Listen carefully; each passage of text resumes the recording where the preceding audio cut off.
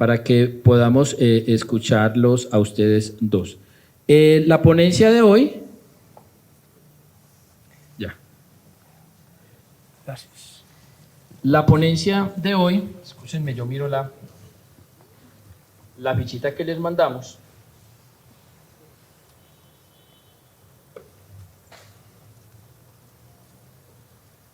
La ponencia de hoy, entonces, se llama Cementerios al Limón. Yo voy a dejar que sea el profesor David Esteban quien les explique qué significa al limón, ¿sí? Una conversación entre los cementerios de Caldas y el San Esteban de Manizales. Yo propongo, como lo hicimos la vez pasada, salvo que ustedes tengan otra idea, que a medida que vamos avanzando en el recorrido se hagan las preguntas, o sea, que las preguntas sean in situ, o a ustedes les parece que hagamos una ronda de preguntas acá. El problema es que si hacemos preguntas se nos puede de pronto alargar un poco. Entonces la hacemos sobre el recorrido, como lo hicimos la otra vez, ¿cierto? Lo dice, está bien. Perfecto. Entonces, qué bueno tenerlos con nosotros, doctor David Esteban Molina, bienvenido, gracias por aceptar esta invitación de la Cátedra de Historia Regional de Manizales. Muchas gracias, buenas noches a todas y a todos. Es un placer volver. Digamos que, pues, muchas gracias, Francisco, por la bienvenida. Y quiero empezar por la palabreja, a limón. Tiene que ver con el hecho de que estemos reunidas y reunidos post pandemia. A limón es una faena que se hace entre dos. En tauromaquia es muy famosa, pero en otras, cualquier faena que se hace entre dos personas es en compañía. Y la lógica de empezar a hacer compañía es que después de una pandemia que nos aisló por tanto tiempo, hacer los ejercicios en compañía es muy importante. Entonces, por un lado, les agradezco que estemos acá, que hagamos un ejercicio de acompañarnos. Y pues con Luis Fernando, hace rato hemos hecho a limón en muchos procesos. La idea no solamente entonces es que vengamos nosotros. El a limón no es solo entre personas, sino también entre cementerios. Es poner a conversar cementerios, es traer cementerios, los cementerios de Caldas a el San Esteban, hacer conversaciones entre cementerios. Claro, vamos a hacer el recorrido, vamos a tratar de involucrarnos con la iconografía del espacio, entender un poquito la lógica estética del mismo, la forma en que surgió, porque de lo más rico que tenemos es que los cementerios son espacios vivos y a veces reviven. Después de una pandemia, la pandemia dejó los cementerios muy muertos y es muy importante revivirlos. Es un acto cultural de apropiación de nuestro espacio, de lo que es nuestra historia, y es precisamente la función de esta cátedra, hacer ese ejercicio. Entonces yo voy a ir conversando un poquito, contextualizando, y le voy cediendo la palabra una y otra vez a Luis Fernando para que conversemos sobre cementerios a lo largo y ancho de este territorio, y después recorramos un poquito del microterritorio que nos rodea, que surge en un periodo de transformación profundo de la ciudad, que es esa década de los años 20, como proyecto. Se va a desarrollar, se va a demorar un tiempo en desarrollarse, pero es un proyecto que empieza en los años 20, justo después de los incendios o en torno a los incendios. Digamos que Monseñor Tiberio, que es el que pone la primera piedra y desarrolla, manda hacer este espacio, está enfrentándose al hecho de que Manizales se va a transformar totalmente. Si ustedes conocen Manizales y tienen recuerdos del centro histórico, ustedes pueden asociar ciertas estéticas de este espacio, hasta formas de este espacio, con escenarios del centro de la ciudad. Por ejemplo, en paralelo al momento en que se está creando este espacio, se está recreando el Palacio Arzobispal de Manizales. El primer palacio lo empezó a construir Nacianceno en bareque metálico, que es un bareque que se cubre con placas de metal como el de la Catedral de la Inmaculada, el del Parque Caldas, la iglesia del Parque Caldas, que es por dentro madera, por fuera. Si ustedes se acercan, no sé si han tenido esa experiencia de acercarse a ese templo y lo han tratado de...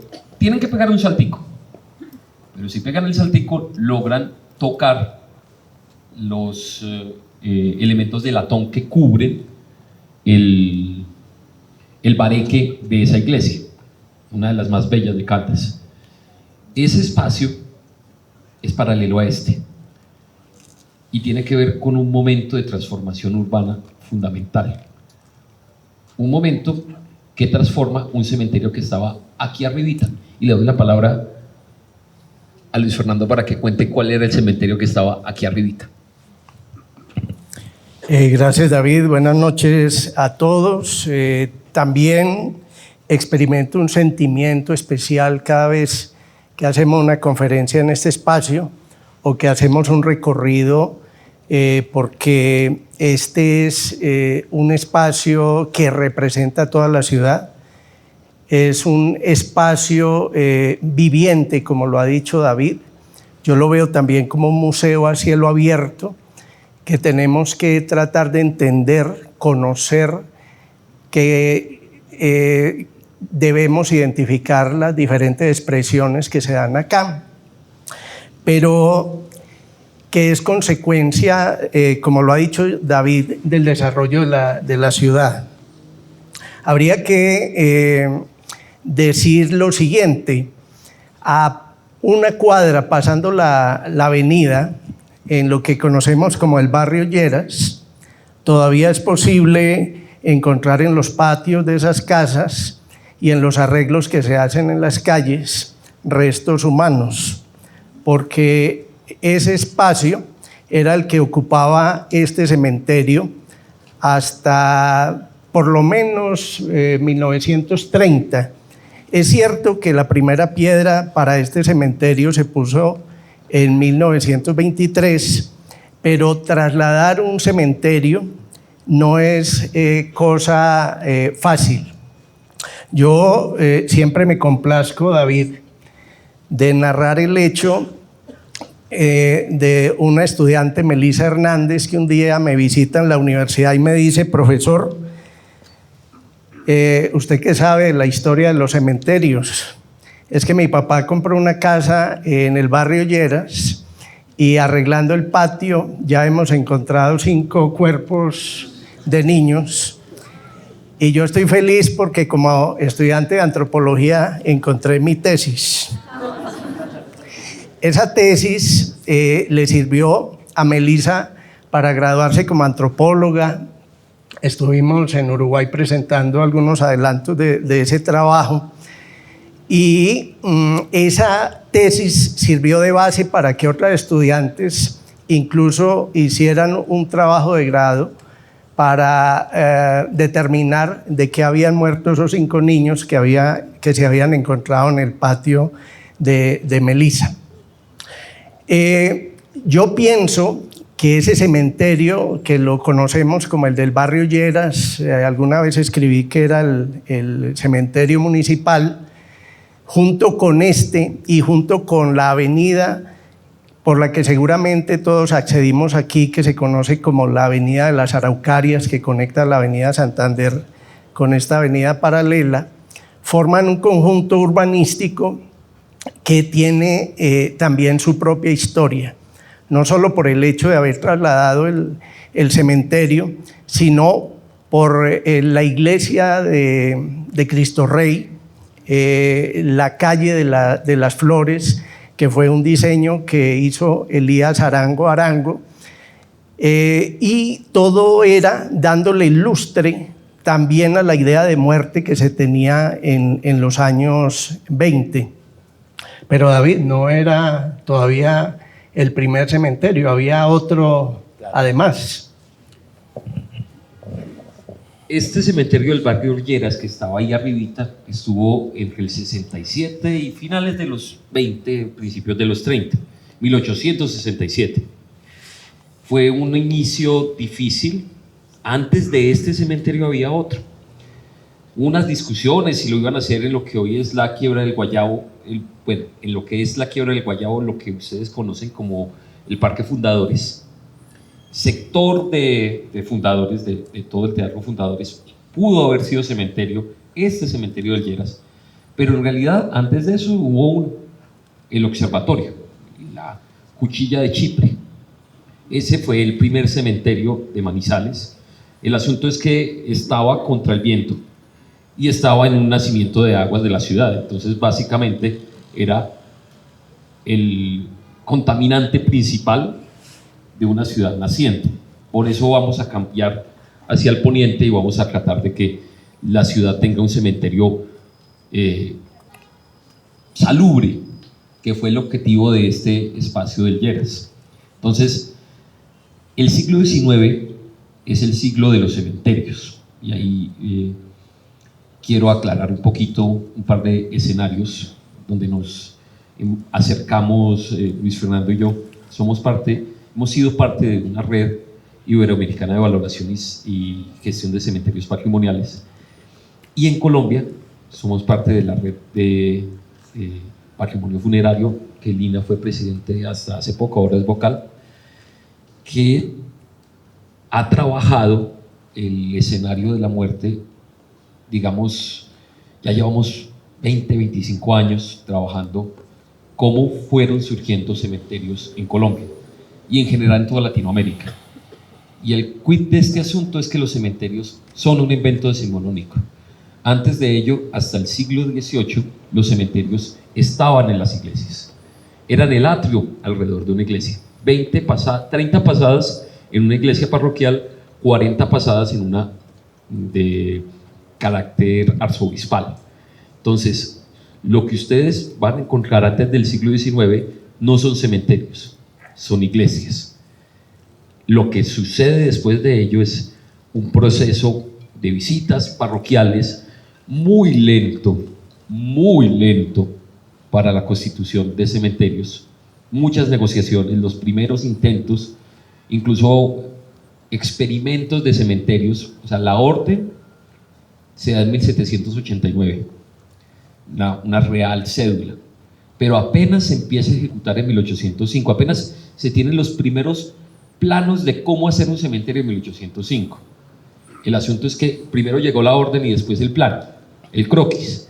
Entonces tenemos cementerios raros, como el cementerio de Mompox, que se construye en 1830, pero se diseña en 1890 por un señor que se llama José Celestino Mutis. Entonces son cementerios que se empiezan a construir. El cementerio de Mompox es muy lindo porque es muy raro a nivel Iberoamérica, porque es un cementerio alargado. No es el cementerio tradicional ampliado o este cementerio que tenemos acá afrancesado, que surge ya mucho después, que tiene otros procesos. Entonces, quiero que entiendan este invento decimonónico y sus desarrollos como unos tanteos. Al principio es un tanteo, y esos tanteos van creando cementerios uno después de otro. No solo acá en Manizales, hay un montón de visitas parroquiales que podemos narrar, que podemos asociar con cementerios y su surgimiento. No sé, tal vez Aguadas, Villa María, Salamina.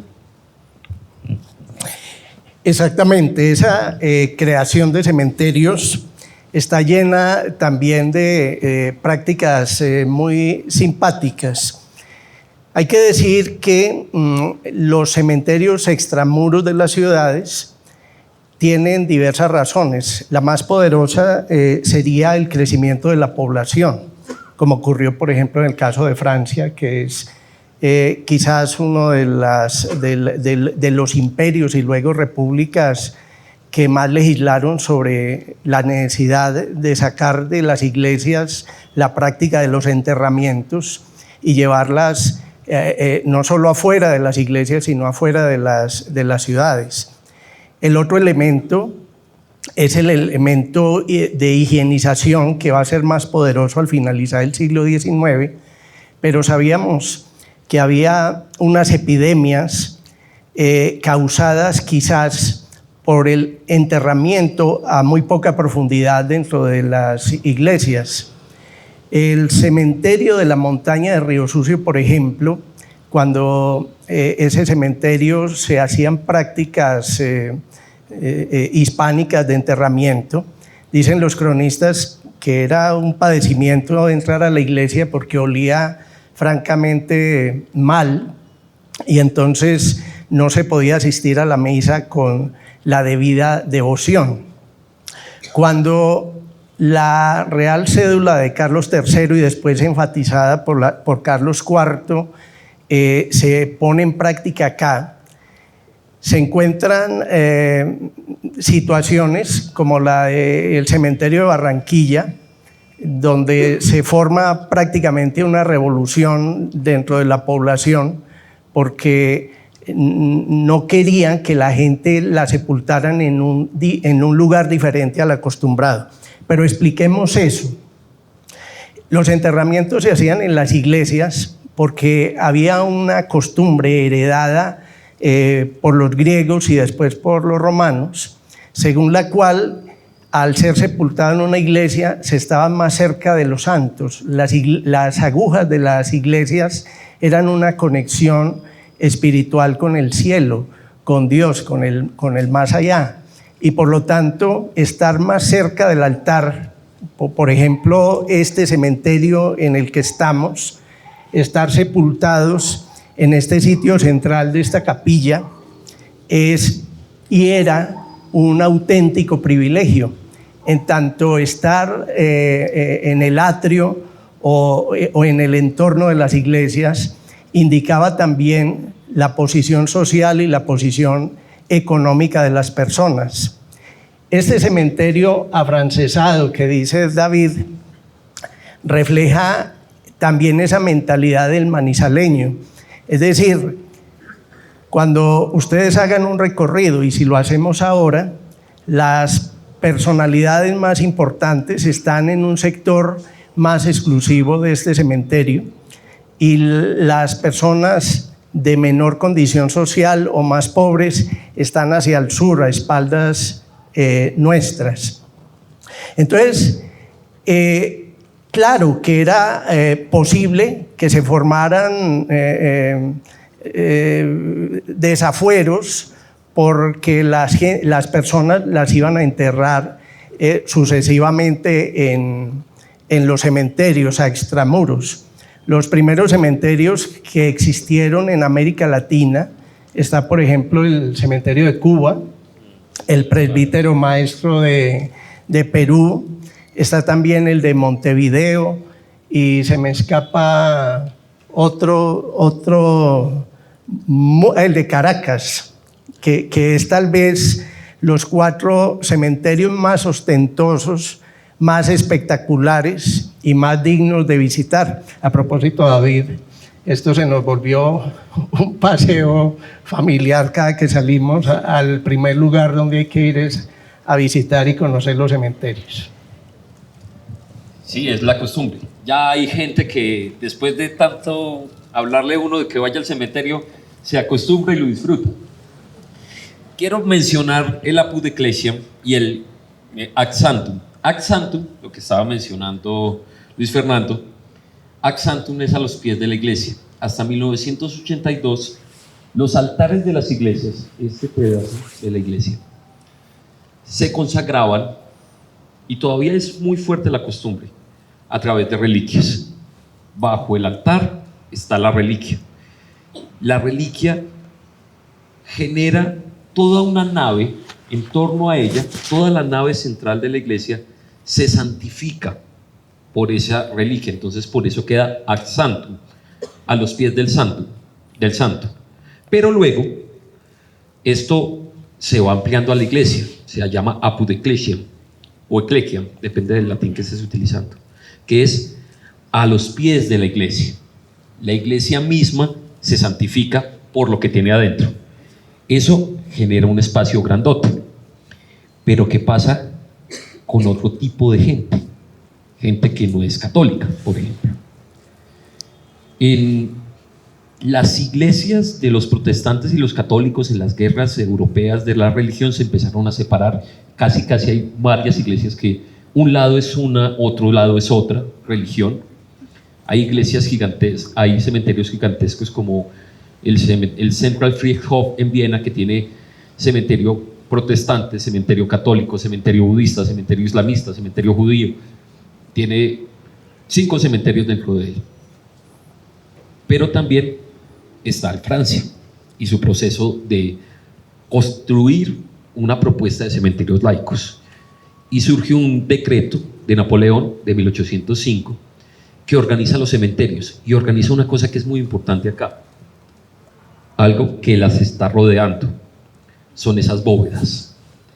Toda la propuesta de bóvedas, esos espacios que se van volviendo como pequeños edificios en los cementerios, surgieron en 1805 a raíz de un decreto napoleónico, el decreto sobre las sepulturas, que genera una estructura diferente.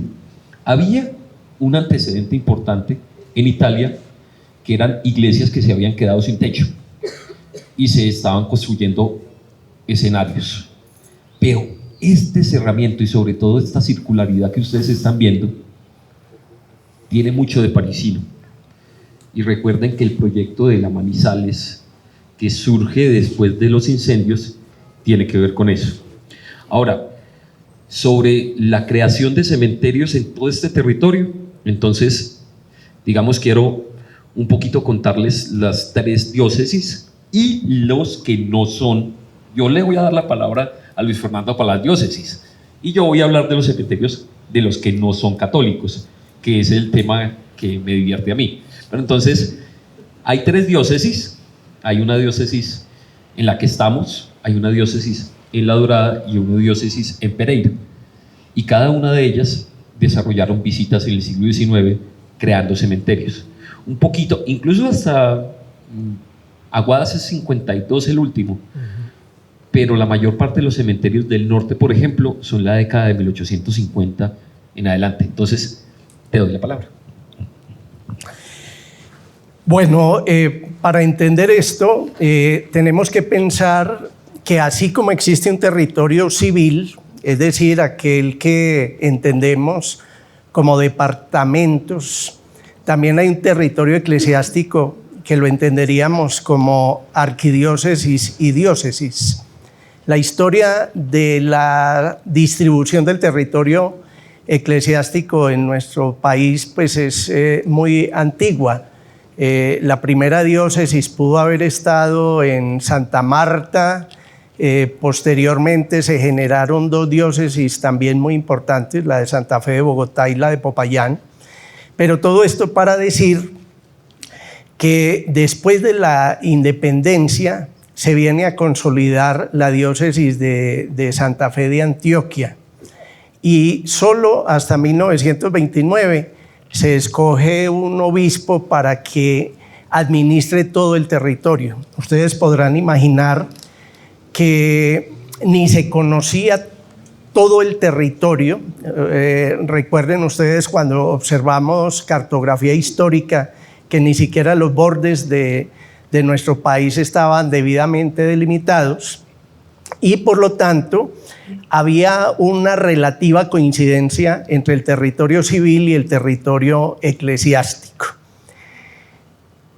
Esta ciudad, o lo que iba a ser esta ciudad, y todo el norte, es decir, Neira, Filadelfia, Aranzazu, Salamina y Aguadas, estaban cobijadas bajo la autoridad de la diócesis de Antioquia. En 1968 aproximadamente se traslada la diócesis de Antioquia a Medellín. Ese es un tema muy interesante porque es un tema de poder eclesiástico.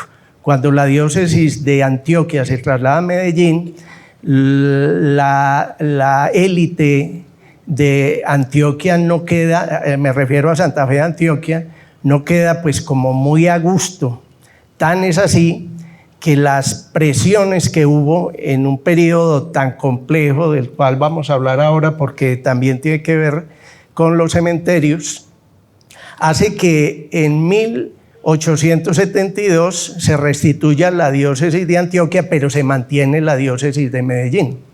Entonces, este territorio de Manizales hasta Guadas y más allá ya no estaban bajo la tutela de la arquidiócesis, de la diócesis de Santa Fe de Antioquia, sino de la de Medellín.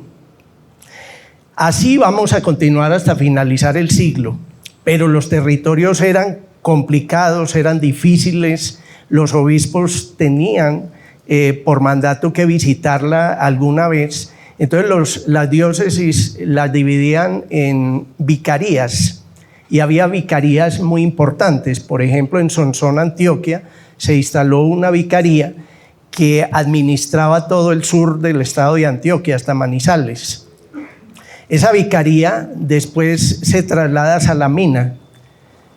David, usted sabe que en Salamina hay uno de los archivos eclesiásticos más ricos que tiene el departamento de Caldas. Ahí hemos encontrado las visitas pastorales incluso de Monseñor Garnica, que fue el primer obispo de Antioquia, de Gómez Plata y de los que vinieron después.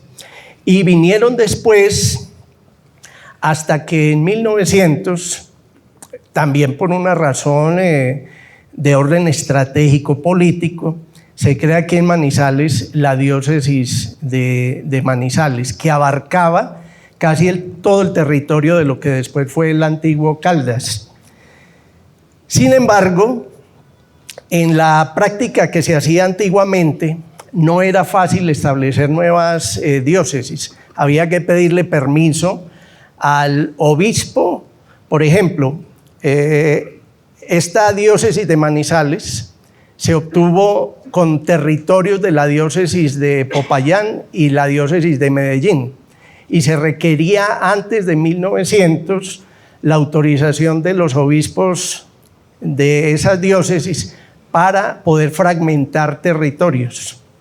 Eso lo solucionó el Papa León XIII cuando lo que hizo para no pedirle autorización a los obispos fue elevar a arquidiócesis aquellas diócesis segregadas. Así las cosas, la diócesis de Medellín, al segregarle un pedazo para formar la diócesis de Manizales, quedó elevada a arquidiócesis. Lo mismo la de Popayán.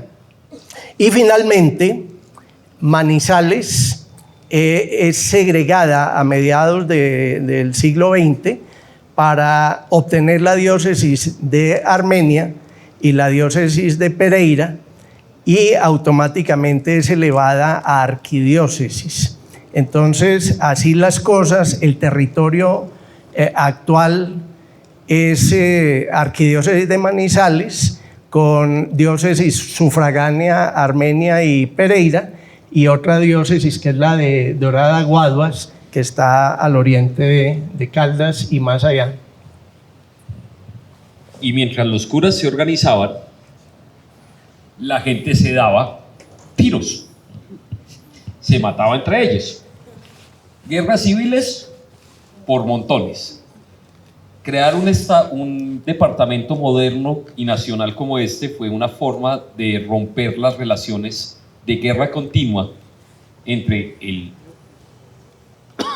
territorio que ustedes tienen a sus espaldas hasta Medellín y mucho más allá, que es Antioquia, y el territorio que tienen al frente, un poquito más allá del final de esta montaña, de esta ladera en donde nos encontramos, que es el territorio del Cauca. Aquí empezaba el Cauca y se iba hasta Ecuador y se iba hasta más o menos Leticia, aunque no se tenía mucha claridad, o Avichada, y se iba hasta el Chocó por otro lado, y se cruzaban estos dos grandes estados decimonónicos. Uno con una tendencia liberal, que era el estado del Cauca, y otro con una tendencia conservadora, que era el estado de Antioquia. básicamente no ha cambiado mucho la relación incluso de distribución de las votaciones en partidos políticos, en los plebiscitos últimos, entre los estados del siglo XIX, conservadores y liberales, más o menos preservan ciertas líneas que se construyeron en los 50 y que se consolidaron en los 70. Hubo una guerra muy importante. 2 veces Manizales fue tomado. Una, pues, un acuerdo que no nos la tomamos por las armas, pero sí pasamos por acá, que es la de 1860.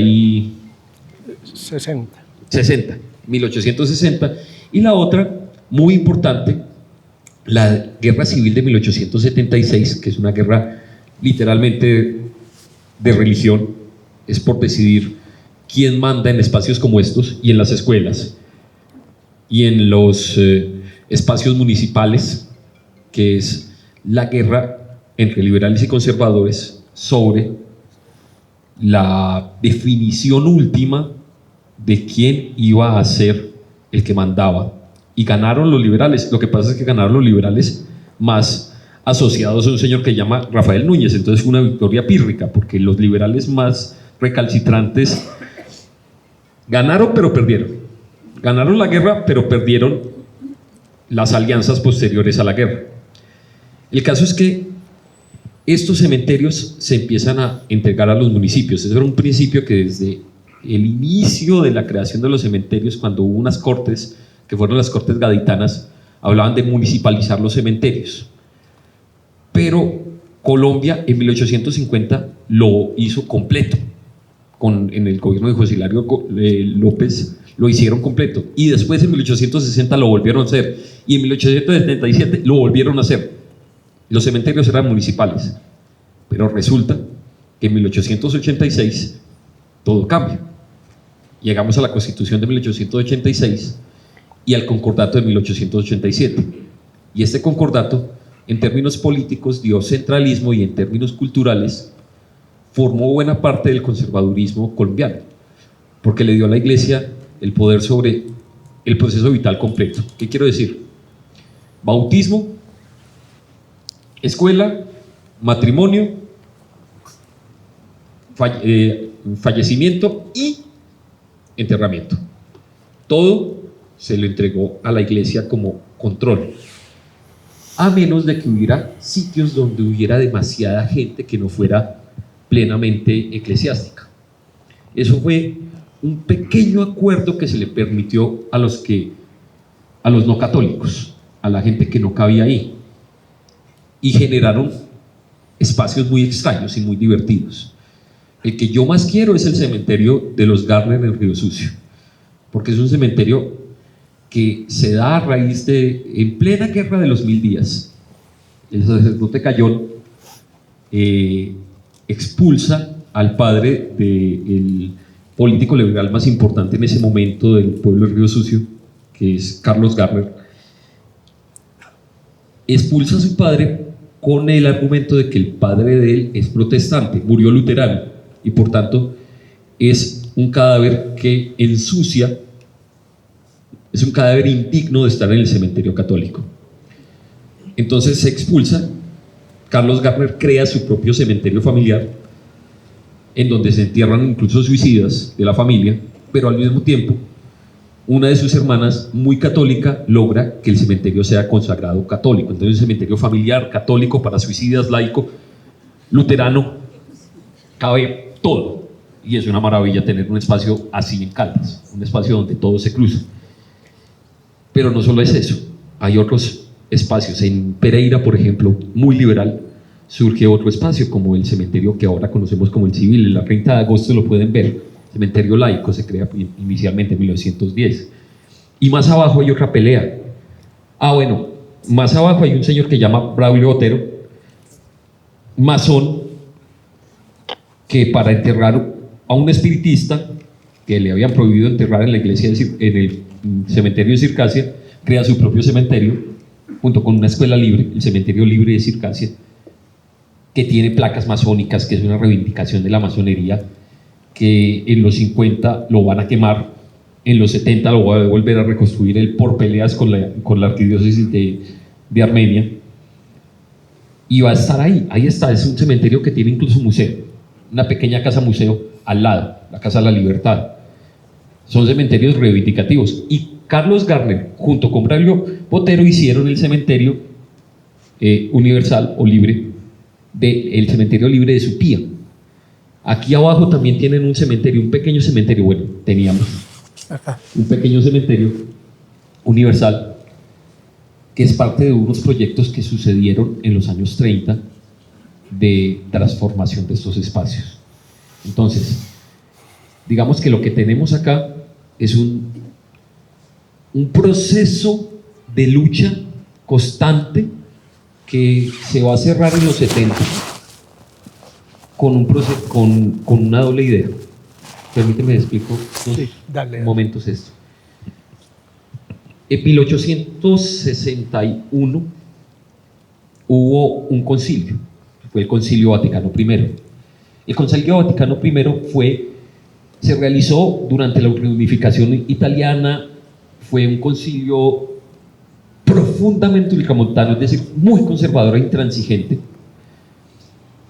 que decretó la infalibilidad papal en temas de doctrina y la Inmaculada Concepción, bueno, muy, muy conservador. Y en 1962 hubo el Concilio Vaticano II, y es todo lo contrario: ecuménico, abierto, ayornamiento, toda la transformación. Entonces, es la misma iglesia. A mí me gusta mucho pensarlo con los jesuitas. Los jesuitas están muy involucrados con el papado.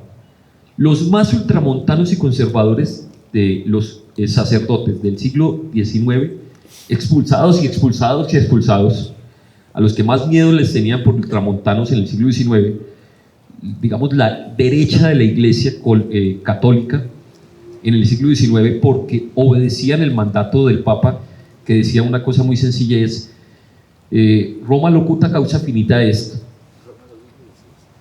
Se acabó, la discusión se acaba. Roma dijo, ahí no hay argumento que valga, se acabó la discusión. Roma locuta causa finita est les funciona a esta versión de la iglesia durante el siglo XIX y principio y la primera mitad del XX. Pero los mismos jesuitas, que eran los ultramontanos, se vuelven los más tolerantes y transformados en la izquierda de la iglesia después del Concilio Vaticano II. Padre de Rux, por ejemplo. Entonces, es una transformación profunda de la misma lógica. ¿Qué pasa con los concilios? Digo, con los concordatos, con los acuerdos entre Colombia y la Santa Sede. En 1887 se le da el poder sobre todos los cementerios, y unos cuantos espacios se les liberan a los que no son católicos, pero la inmensa mayoría de los cementerios se les entregan a la iglesia. En 1946 se trata de negociar un acuerdo concordatario en el que el que iba a firmar era Echandía, pero Laureano Gómez consideraba que Echandía era un masón, entonces no permitió que el Senado firmara ese acuerdo. Y solo hasta 1970 se crea un nuevo concordato, y el nuevo concordato ya no funciona bajo la lógica del Concilio Vaticano I, de lo que estuvo separado en vida seguirá separado en muerte. Eso es un principio del concilio, del código, digo, del cuerpo jurídico de la iglesia, del corpus jurídico eclesiástico, es de las leyes de la iglesia más antiguas, es de 1239. Se decreta que no van a estar juntos los católicos con los que no son católicos. Pero entonces, en 1970 se firma un nuevo concordato, y ese concordato básicamente liberaliza muchas cosas, pero no es porque el Estado colombiano hubiera cambiado, es porque la iglesia cambió, y la iglesia empezó a permitir cosas muy sencillas. Empieza a surgir, ella se hace socia de una cosa que va a suceder en los 70, se llama los jardines cementerios. Por ejemplo, uno de los primeros fue el de Manizales, 1972, Jardines de la Esperanza. La iglesia entra a formar parte como socia fundadora de Jardines de la Esperanza, donde se puede enterrar a cualquiera, independiente de su denominación religiosa. Y lo mismo pasa con la cremación. Hasta el Concilio Vaticano II se le prohibía. Luego, hasta los 80, actualizando con el Concilio Vaticano II, se va a permitir que la gente la la inhumen o la cremen. Los primeros crematorios en Colombia surgen en 1980, en la década de los 80, hace nada. Estaban construyéndose espacios que ahora son tan fuertes y tan importantes. Todo eso va a pasar en un periodo muy corto de tiempo, con ese cementerio transformándose. Este cementerio en donde al principio estaba la élite, digamos que esa élite que transformó la ciudad republicana, ahorita podemos verlo, y luego va a estar esa otra sociedad que va creciendo. A mí me gusta mucho mencionar, para que visiten, para que piensen en visitar entre cementerios. Cuando estoy dando clases en la Nacional, soy muy consciente que estoy a 500 metros desde las aulas de la universidad y básicamente 100 metros desde la portería de la Universidad Nacional de Colombia en La Nubia, de la tumba de Bernardo Jaramillo Osa, uno de los políticos más importantes de Manizales, digamos, la más apoteósica de los entierros que se han hecho en Manizales,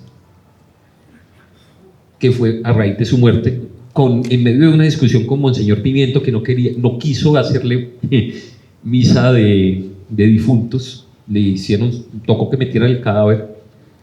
Monseñor Pimiento era muy conservador en eso y definió que él era comunista y casado en segundas nupcias, entonces no debía tener ese privilegio. Y está allá en Jardines de la Esperanza. Es un cementerio que está justo a los pies de los estudiantes. Muchos de ellos ni siquiera saben quién es Bernardo Jaramillo Osa, mucho menos van a saber dónde está enterrado. Es el único de los, digamos, políticos centrales de la década de los 80 en Colombia, 80-90 en Colombia, que está ahí, que es parte de Manizales. Entonces creo que es un momento muy bonito. No sé, ¿quieras agregar algo o si arrancamos a caminar? Cerrar una puntica. Quería cerrar una punta histórica que me parece muy importante. Antes del Concilio Vaticano I, que digamos da cierre al Concilio de Trento, para fundar un municipio, para fundar una población en esa gesta de la colonización antioqueña, tenía que existir un acuerdo entre el poder civil y el poder eclesiástico.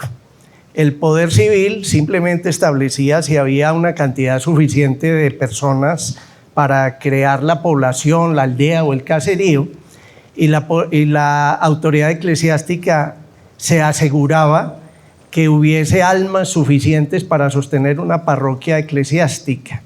Si ambas potestades estaban de acuerdo, se creaba la población, de resto no. ¿Y qué eran las condiciones eclesiásticas?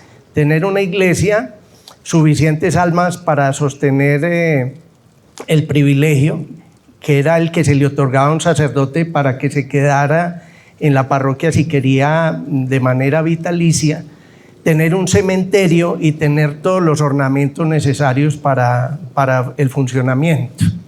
Referido a los cementerios, digamos que fueron construyéndose por la guianza de los obispos en sus visitas pastorales. En las visitas pastorales que ustedes pueden consultar en Neira y en Salamina, se encuentran orientaciones referidas a acercar el cementerio, a construir la capilla, a hacer que el mayordomo de fábrica tenga alejados de allí los animales, que era lo más común en los cementerios.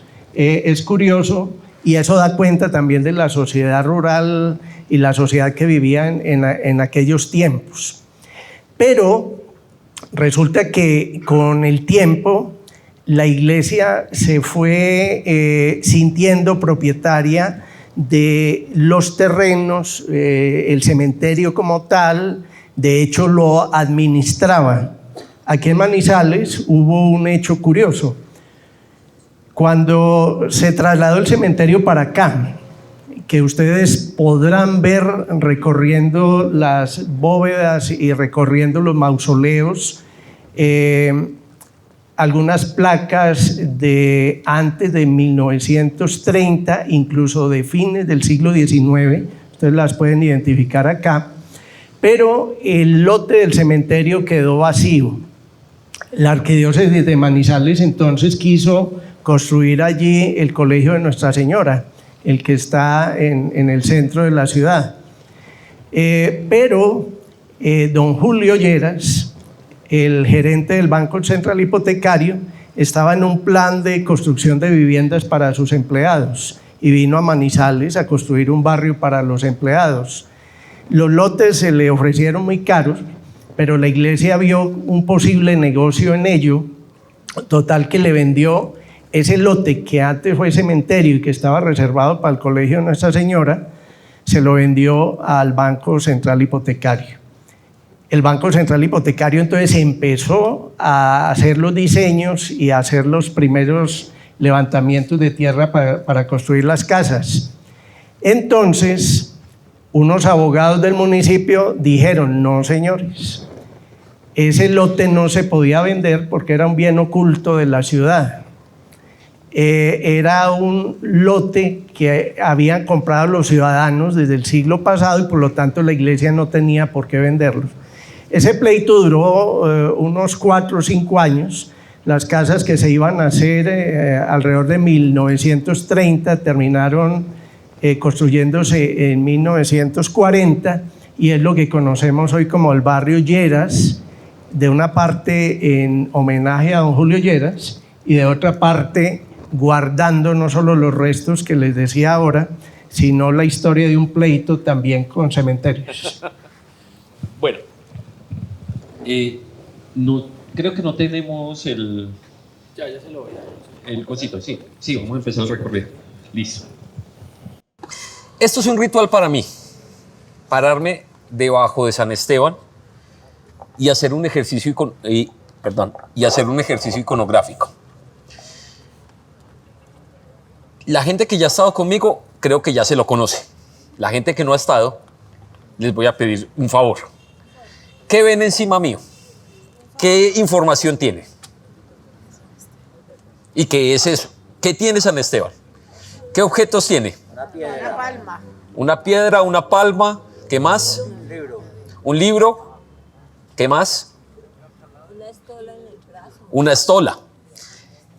Eso se llama iconografía y cuenta la historia del personaje a través de símbolos.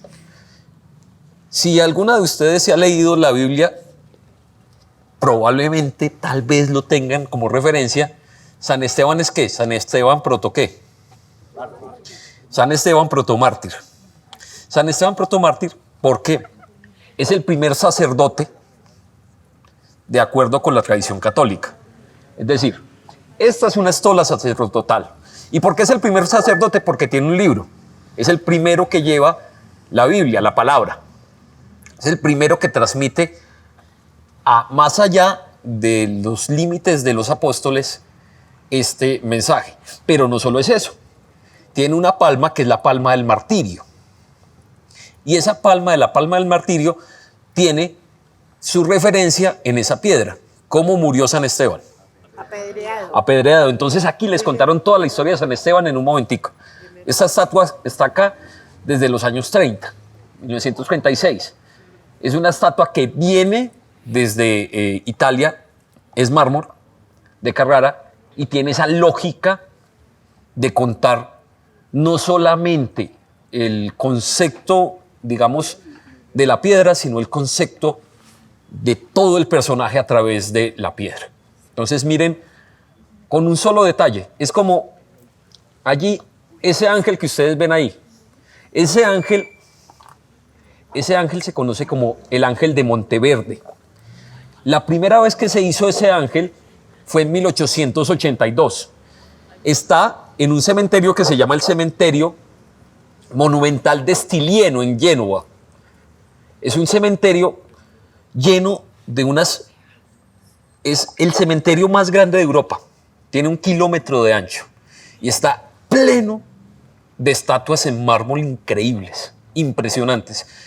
Pero la representación más importante de ese cementerio es esa estatua. Es el referente de ese cementerio.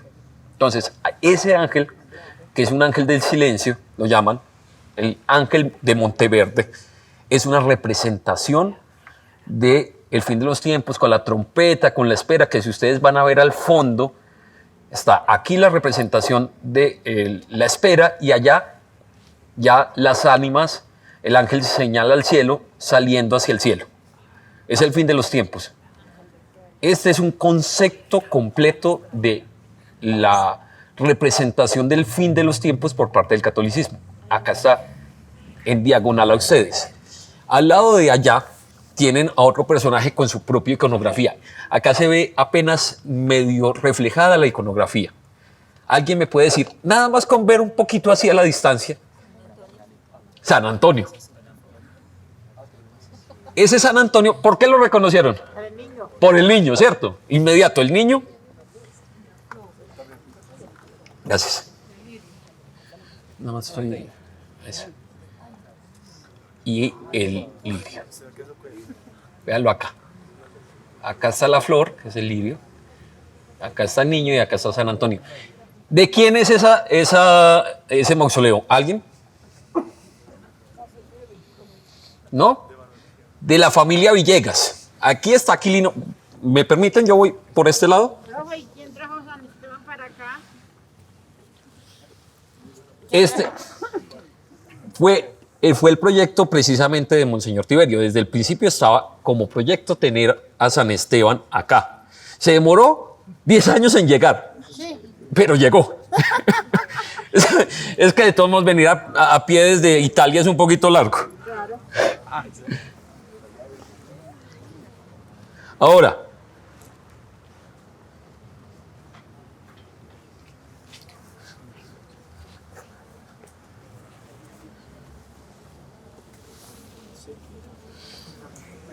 ¿alguien reconoce, por ejemplo, a Aquilino Villegas? ¿Alguien sabe quién fue Aquilino Villegas?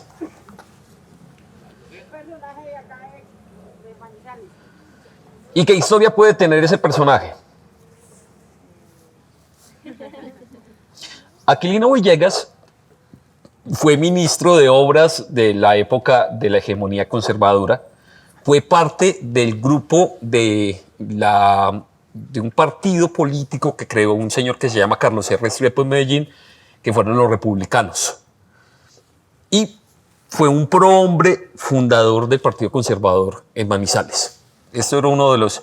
Era el hijo del 13º alcalde de Manizales. Tiene que ver con la familia Villegas. ¿No le suena una cosa más grande? Se llama Concesión Villegas y Salazar, que son los propietarios de todos estos terrenos. O sea, básicamente estamos frente a la familia que crea.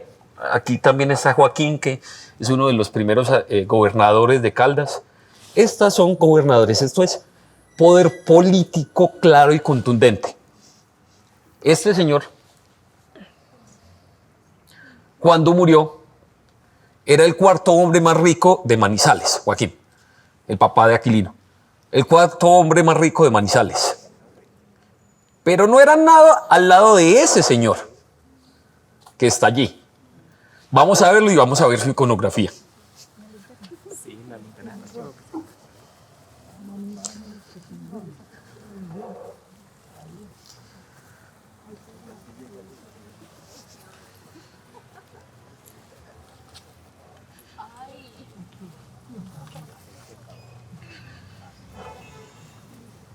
Dice, familia Pinzón Hoyos.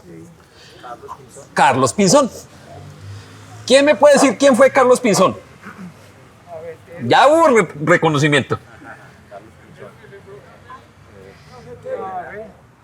El papá sembró en la finca del Águila la primera real, Hacienda del Águila, la primera real industrialización del café en Caldas. Y fue dueño, este señor, Carlos Villegas, Carlos Pinzón. Carlos Pinzón fue dueño de una hacienda que a ustedes les puede sonar. Han bajado para Chinchiná por la doble calzada. Han pasado por una quebrada que se llama el Arenillo. Todo lo que ustedes vieron alrededor era de Carlos Pinzón. Era la hacienda El Arenillo. 120.000 matas de café. Era el hombre, este señor, Carlos Pinzón, fue propietario del 33% de la exportación cafetera de Colombia en la década de los 10, de 1900 a 1910. Era la bonanza del café en Colombia. Y este señor era el dueño del 33% de esto. Murió en Nueva York y se lo trajeron hasta acá, en un desfile impresionante. Este es la expresión más clara, este señor que está acá, con su iconografía, con la urna, con la construcción del concepto de urna, que es otro cuento diferente. Este ya no es un asunto católico, este literalmente es un asunto de poder económico. Esta es la expresión clara y contundente del poder económico de principios del siglo XX en Caldas. Acá está el proyecto cafetero. Este señor fue nuestro proyecto cafetero claro y contundente para Manizales.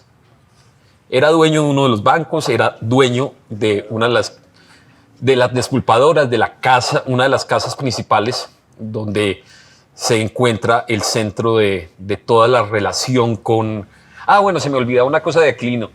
Aquilino tiene una de las casas más bellas del centro histórico de Manizales que todavía está conservada. A un lado de la catedral, no sé si ustedes han visto una... donde venden muchas cositas, de estas religiosas, pues bulticos y cosas religiosas. En todo un pedacito hay una casa de 3 pisos que tiene una A y una B en ella. Es una de las casas patrimoniales más bien conservadas de ese momento.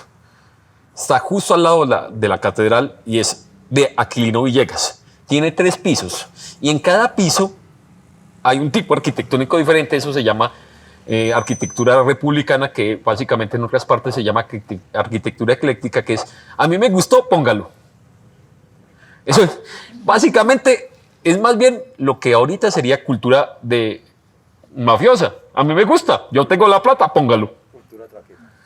Yo pongo que hay una versión, unas ventanas dóricas, las pongo. Si hay unas ventanas francesas en la mitad y unas ventanas italianas arriba, póngalas. A mí me gusta así. Y así fueron muchas de las casas del centro histórico. Son eso, una combinación de lo que a los dueños les gustaba. No tal al nivel de Medellín, que surge un barrio que se llama el Barrio Prado, donde la gente mandaba a hacer palacios egipcios y cosas absolutamente extravagantes, pero sí como combinación. Vamos hacia allí, yo les cuento otra que es Los Azucenos.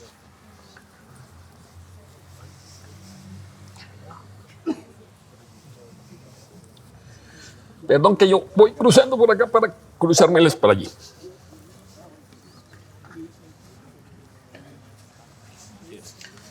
¡Ay!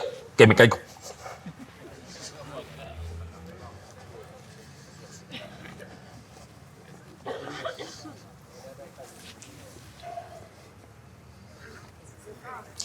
¿Quiénes están acá? ¿Alguien?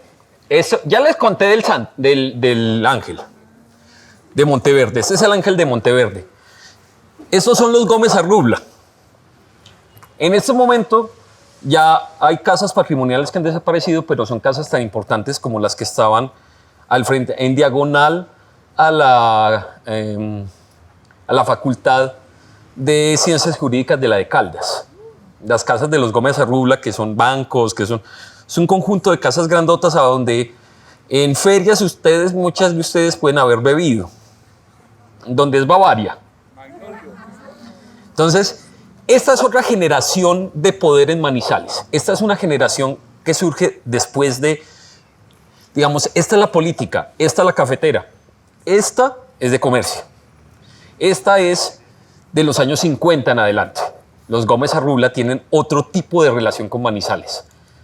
Es un Manizales, digamos, más sustentado en relaciones de maquila y de exportación que surge y también de, por supuesto, propiedad horizontal y propiedad, digamos, la ciudad está creciendo. Y por ejemplo, los Mejía, que están acá, que tienen su iconografía familiar muy fuerte, esta corona es muy fuerte, tienen una relación, los Mejía Arango todavía son una relación más con tierras. En cambio, gracias.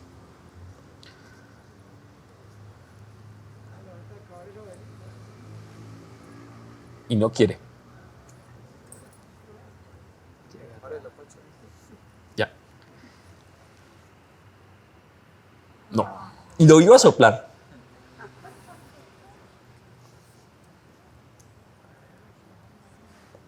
Yo creo que ahí.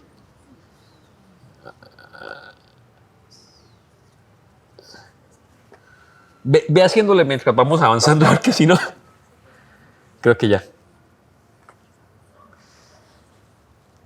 A la 1, a las 12, a las... Listo.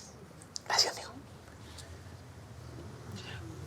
Lo que ahorita decía Luis Fernando, por ejemplo, esta es una expresión clásica del siglo XIX. Esta es una de los primeros mausoleos trasladados. Este es de un señor Toro y es de un comerciante del siglo XIX. Y está acá viniendo de allá, de más allá de la iglesia de Cristo Rey. Pasa a este punto. Es uno de los primeros. Junto con, perdón, vamos por esta diagonal.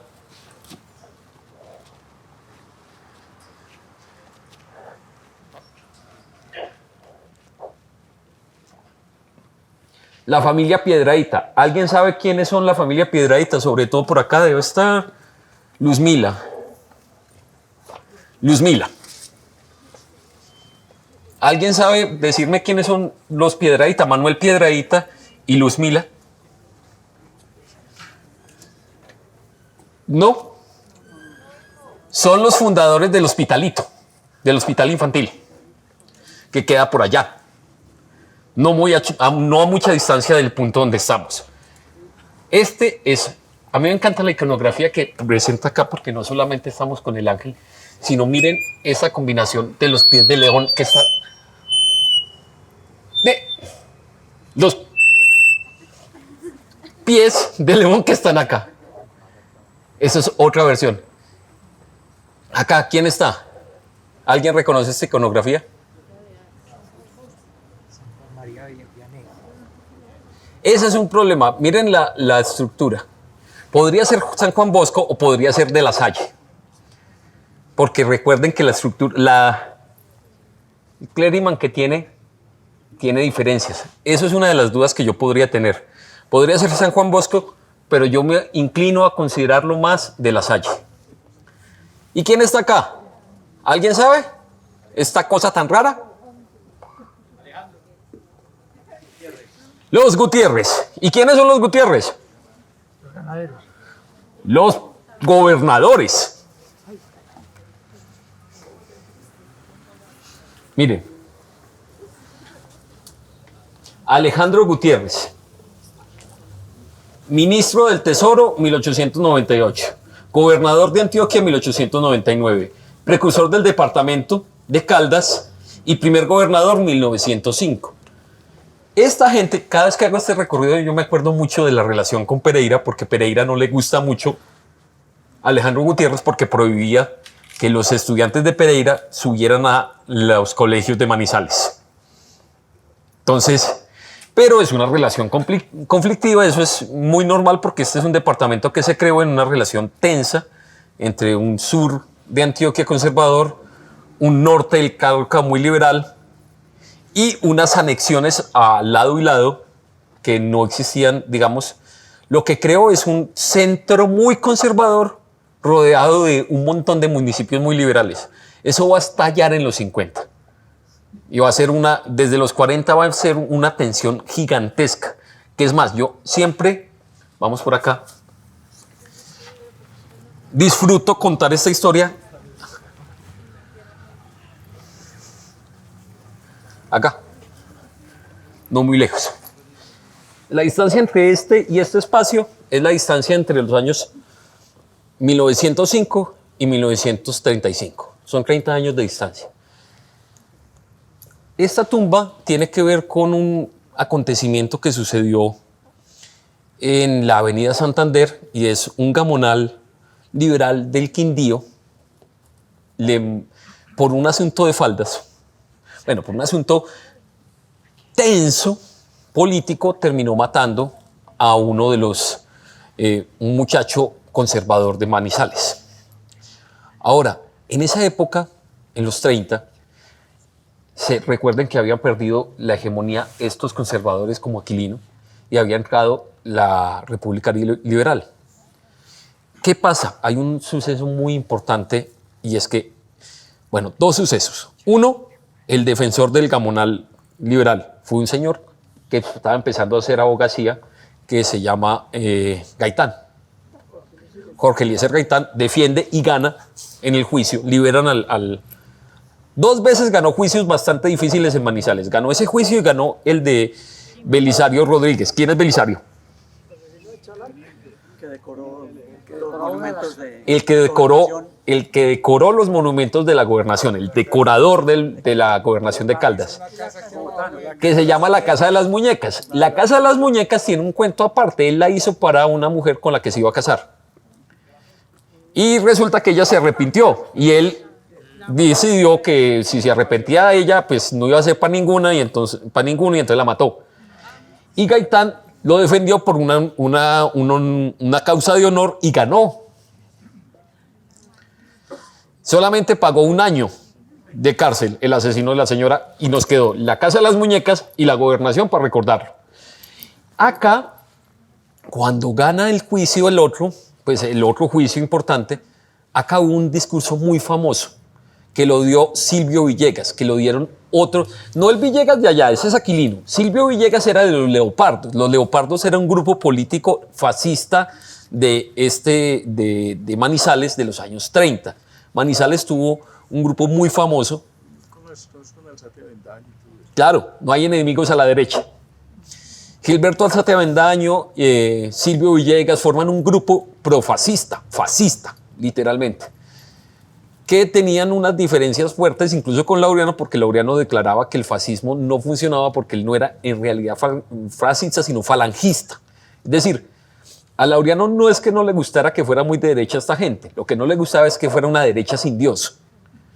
Entonces, el problema era que estos eran modernos, extremadamente modernos. El discurso que dio Silvio Villegas se puede contraponer con el otro lado de este cementerio. Al otro lado de este espacio hay unos pequeños osarios, aquí y aquí, en cada una de las esquinas. En ese otro lado de esa esquina, ese osario tiene un cuento muy bonito. Hay incluso una fotografía. El último discurso de Gaitán no fue la oración del silencio en Bogotá, fue la oración por los humildes en Manizales. ¿Por qué? En la oración del silencio, allí al frente de la gobernación y desde el edificio de la licorera, dispararon a la manifestación y mataron manifestantes aquí y en Pereira. Los de aquí, él vino y aquí hizo la famosa oración por los humildes. Ustedes la pueden buscar en internet. Es una oración muy fuerte. Literalmente, si ustedes comparan las dos, antes es muy extraño que no hubiera habido ya la violencia plena y abierta, porque estaba totalmente dado, ideológicamente ya estaba la gente dispuesta a matarse. A diferencia de lo que pasaba antes, por ejemplo, con este señor. Vamos un poquito.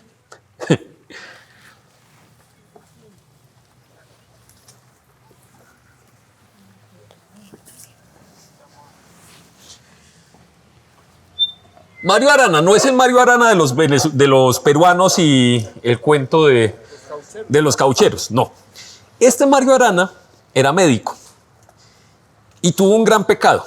¿Se acuerdan la guerra que hablamos ahorita, Luis Fernando y yo, sobre liberales y conservadores, 1877? Él lo nombran alcalde de Manizales, los liberales triunfantes. Los liberales, y él es parte del ejercicio, tiene que hacer las expropiaciones de los perdedores. una de las fincas que este señor expropia, Mario Arana, va a ser la finca El Águila. Y van a venir los Pinzón de Santander a apropiarse de esa finca porque se la dieron y siembran café en una finca expropiada por este señor. Entonces están en un pedacito chiquito. Ahora, ese era problemático. No les gustó mucho que lo enterraran acá porque era considerado por los manizalitas más conservadores como un traidor, porque había apoyado a los liberales caucanos. Pero digamos que el escándalo no fue tan horrible como esta muerte o la muerte por allí, que ya estaban matándose muy de frente. Bueno, iconografías básicas, la Pietà, que ustedes pueden reconocer muy clara, muy clásica. Es el modelo de Pietà. Estas esculturas que usted nos ha mostrado, ¿fueron esculpidas en Colombia o afuera? Varias de esas, estas ya están siendo esculpidas en Colombia. Nosotros estuvimos aquí, hubo 3 escultores, no recuerdo en esos momentos exactamente el orden, pero ellos fueron un español y había un español y 2 franceses que vinieron acá. Ahí, Esa, por ejemplo, aquí. radicados, esta fue de un español.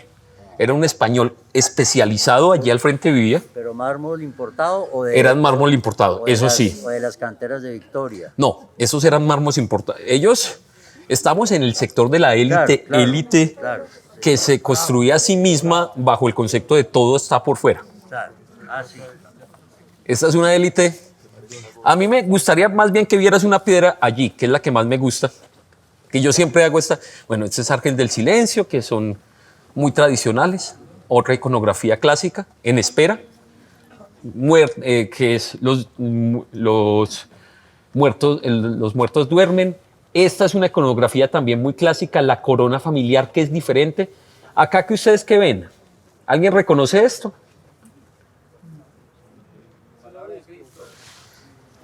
Oficialmente es un lábaro, se llama. El lábaro en realidad es un concepto complicado para el catolicismo, para el cristianismo, porque este fue una apropiación cultural realmente. Eso fue una apropiación, esto es sincrético, esto se montó uno sobre otro. Esto era la marca que se ponía del dios Apolo en los caminos. Pero entonces el cristianismo lo convirtió en Jesús, Cristo. Pero realmente es Apolo. Es una... No, es que el catolicismo y el general cristianismo es profundamente, digamos, sincrético. Eso monta todo sobre todo. Eso, donde haya fiesta, ahí meto. Estamos en una fiesta que llaman de todos los santos. Estamos en todos los santos, pero básicamente era la noche más larga, Halloween, y yo lo monto, eso no me importa eso. Bien, venga para acá. No hay paganismo más claro que la construcción ritual del catolicismo. Es muy pagana en muchos componentes, muy divertida.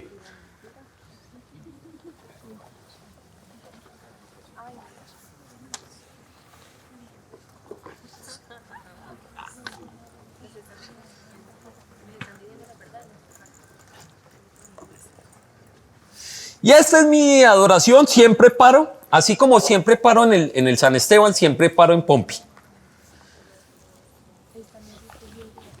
Fiesta piedra bogotana. Esta piedra amarilla es piedra bogotana.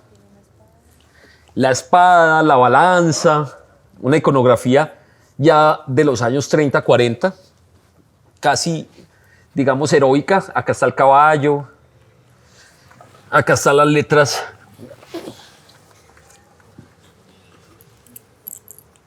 General Pompilio Gutiérrez. Yo no sé, yo creo que el general, si me pudiera jalar las patas, me las jalaría. Porque yo he hablado del pobre hombre lo que he querido. ¿Quién es el general Pompilio Gutiérrez? Siempre, en todas mis guías, en las caminadas por acá, tengo que parar en él. El general Pompilio era, digamos, en la Guerra de los 1000 días, los liberales lo llamaban el carnicero de Casabianca. Fue autor de una masacre fuerte en Casabianca, pero ganó.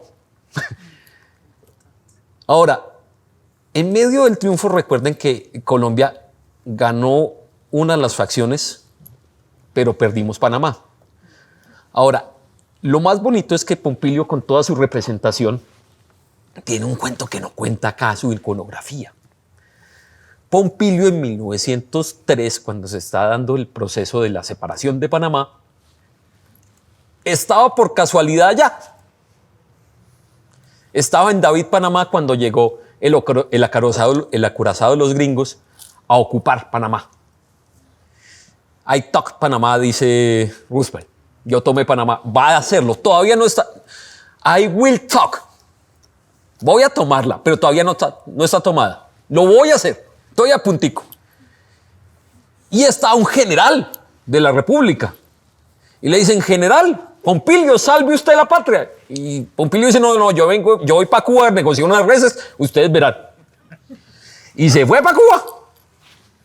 De regreso, en cada puerto, en cada parada, desde Barranquilla hasta acá, lo pararon, lo rechiflaron y fue el que entregó Panamá. Ahora, no podemos comparar a Pompilio. Simple y llanamente estaba en el lugar equivocado. Pero lo más divertido no es eso, sino esto. Yo puedo contar historias muy diferentes con la iconografía que construyo. La piedra aguanta muchas cosas. Entonces, por eso el pobre Pompilio se siente difamado por este malvado que cuenta historias incómodas de su propia vida. Pero ahí está. Esta es la vida según Pompilio. Ustedes creerán en ella o creerán en la mía, no. Pues, ustedes verán. Pero ahí está el personaje. Perdóname, profesor. La decisión de lo que ha de ir en esa iconografía. Toda la construcción de la... ¿Él dejó algo en su testamento? Claro. ¿O quién tomó la decisión de hacer esa representación? Él era familiar de los Gutiérrez de allí. Él también fue gobernador de acá. Claro, era uno de los Gutiérrez gobernadores. Entonces, su reconstrucción familiar, los Gutiérrez tuvieron muchísimo poder en la primera mitad del siglo XX en Manizales. Se me olvidaba, Kevin Ángel, la familia Mejía Ángel son las de allí. Entonces, otro de esos gobernadores importantes y toda su relación, el primero, el de los 90, el primero por elección popular. Sí. Esta iconografía fue debida precisamente al personaje. El personaje es el que la pide, pero la familia es el que la desarrolla. Porque ya está muerto, él no puede, él la pide. Pero dejó una voluntad de que hicieran esto. Es como los faraones. Los faraones tienen que contar su cuento. Claro. Cada quien cuenta su cuento a la manera como le gustaría ser recordado. A mí me parece encantador porque independientemente de si les gusta o no les gusta el personaje, contar una historia siempre es importante. ¿Cuál fue la primera persona enterrada acá? San Esteban. Toro. O sea, el primero fue el que trasladado, porque no fueron... Fue trasladado. Normalmente, si mal no estoy, fue una niña, pero siempre ahí sí tengo un lapsus. Normalmente, y eso es algo que es muy fuerte en los cementerios, las primeras tumbas son de niños. Y es por un asunto básico de salud pública de principios del siglo XX en Colombia y del siglo XIX. Los niños morían más rápido y eran en grandes cantidades. Entonces, normalmente lo que vos vas a encontrar casi en cualquier cementerio es niños. Que entre otras cosas vamos para allí a mostrar una cosita.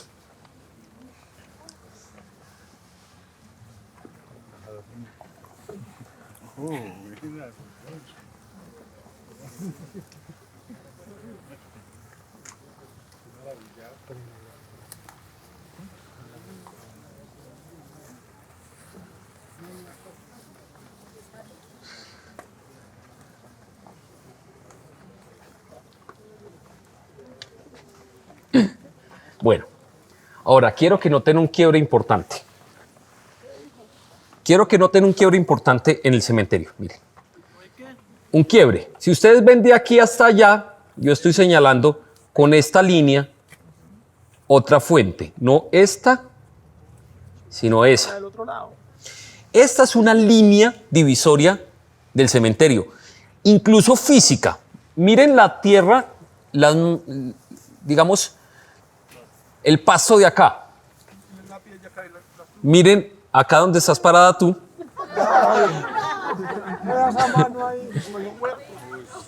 Noten un quiebre. Esto es como si ustedes llegaran al borde de una laguna. Este es el punto donde a mí me encanta, ¿se acuerdan cuando la tragedia del Cervantes? Sí. ¿Se acuerdan que hubo un mes sin agua? Sí. Y que la gente buscó con desespero.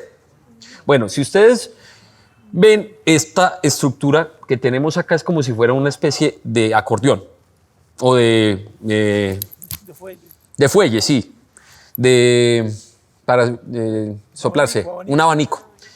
Tenemos un abanico que empieza en la Policía Nacional y termina al otro lado en el Ejército Nacional. Es una línea divisoria de la ciudad.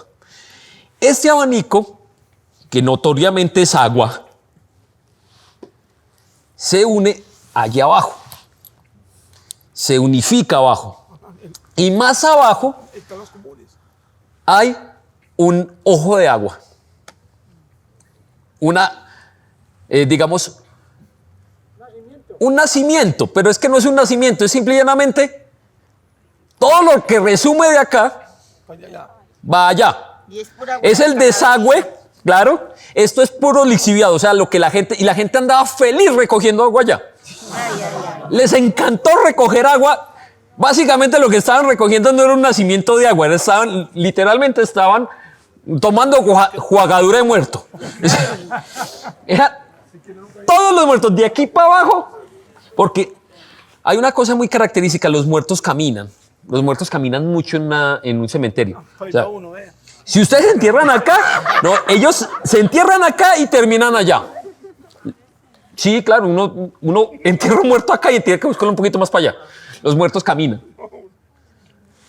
Entonces, uno tiene que saber que muchos de estos muertos empiezan acá y van bajando. Entonces, ustedes tienen un montón de muertos caminantes y agüita de muerto, jugadura de muerto que va a dar justo allá abajo para que se la tomen. Entonces, la próxima vez que pasen por ahí, por debajo de la fuente, bajando por el Mercaldas, por ahí está el nacimiento. Entonces, no recoger agua de ahí. No les recomiendo, no, pues si quieren, pero pues es que también piensen que el Chinchiná pasa justo al lado de la zona también de cremación del cementerio Jardines de la Esperanza, y todo también va bajando, todo baja. O sea, si ustedes van a tomar agua de aquí para abajo, todo baja. Bueno, entonces lo que quiero es que miren el tipo de tumbas que tenemos acá y miren qué va a empezar a pasar acá. Este sector es el sector de los niños. Miren, hay unas decoraciones diferentes. Todo eso, todo esto es un quiebre acá.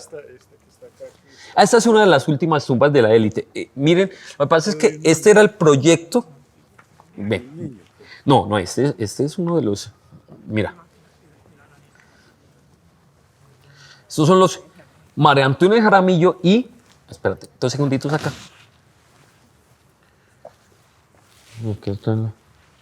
Acá. Marcelino Arango. ¿A alguien le suena Marcelino Arango? Ajá, mírenlo. Entonces, esta élite que venía desde allá se iba a distribuir todo esto. Todavía tenemos, miren, las últimas tumbas de estos mausoleos. Lo que pasa es que esto que ustedes ven acá, estos son unos usuarios nuevos que se crearon rompiendo la distribución, sí, porque básicamente sí fue por eso, por rentabilidad. Porque realmente rompieron una estructura que ya se tenía, que se quiebra, que realmente el cementerio llegaría hasta acá y hasta allí, hacia el otro lado. La distribución de poder terminaba en la policía, el ejército y Bavaria. En un momento, cuando estaban los azucenos, los de allí, en su apogeo, Bavaria también era el apogeo de Bavaria fue a mediados del siglo XX acá en Manizales. Entonces, el punto era una relación complicada entre esta élite protegida por el ejército, protegida por la policía, frente a una clase obrera que empezaba con Bavaria y que se iba a extender hacia abajo. Este es el quiebre entre dos ciudades. Manizales, si ustedes se paran en diagonal a este capitel y miran hacia allá, ustedes van a ver la catedral. Manizales es una ciudad en ladera. La distribución del cementerio también es en ladera y tiene más o menos la misma lógica. Empezamos a generar una relación de poder económico y político que se va disgregando. Vamos a bajar y van a ver cómo esto se quiebra completamente aquí abajito.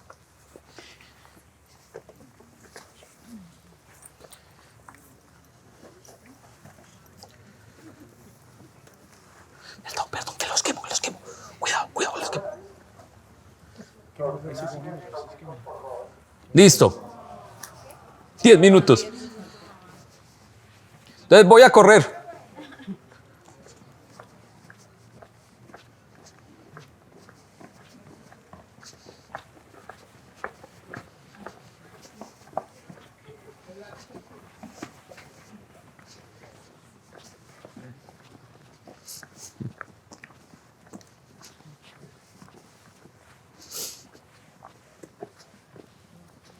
Bueno.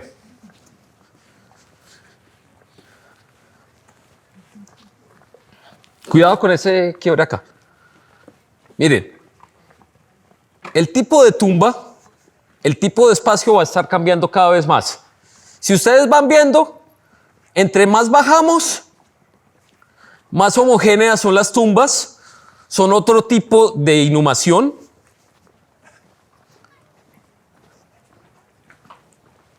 Más anónimo se vuelve el espacio. Más pequeño se vuelve la condición.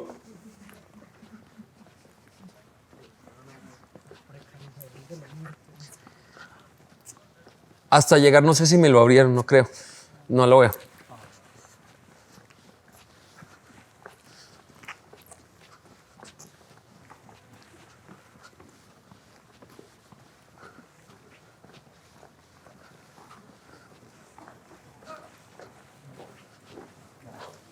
No, está cerrado. Hasta llegar a esa puerta. Detrás de esa puerta hay aproximadamente 500 NN. No los ven. Pues no sé, no creo. Tenemos antes que salir, no creo que me vayan a abrir esta puerta. La otra vez bajamos. La otra vez bajamos. Es exactamente ese mismo espacio.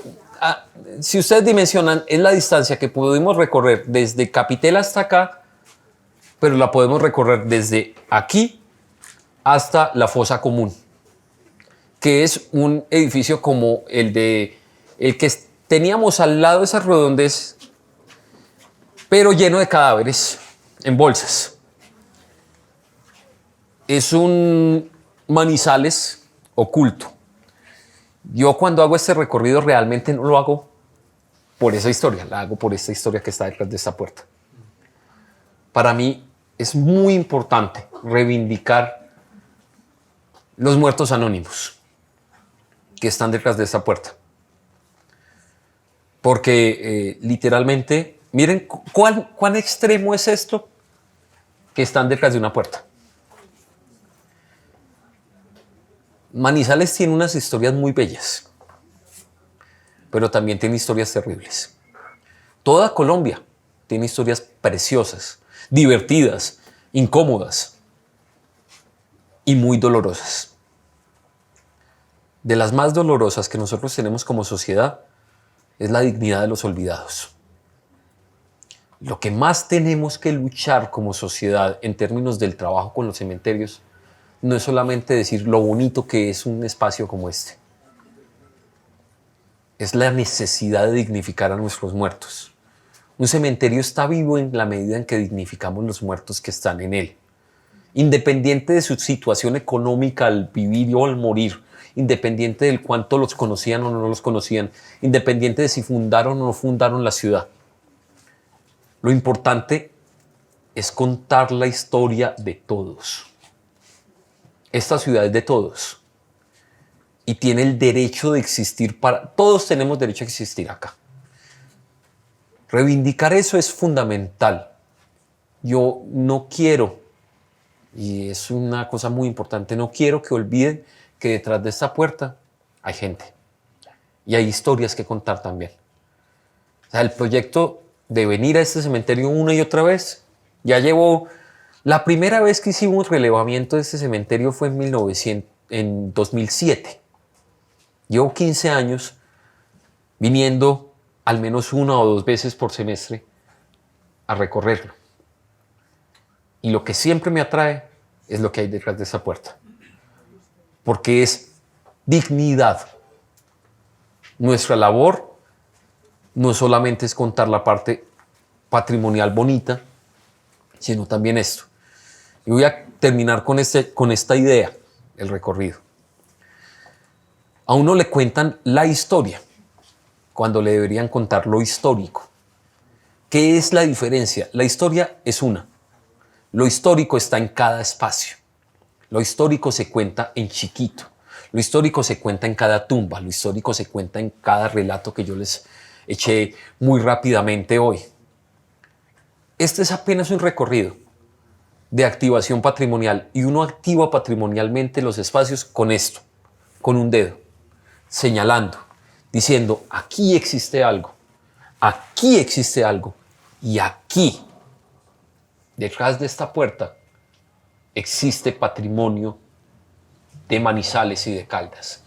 Una historia que merece ser contada, merece ser contada como la historia que les echamos cuando llegamos esta mañana, esta tarde ahorita, a Limón, Luis Fernando y yo. Son las historias que nos reúnen. Muchas gracias.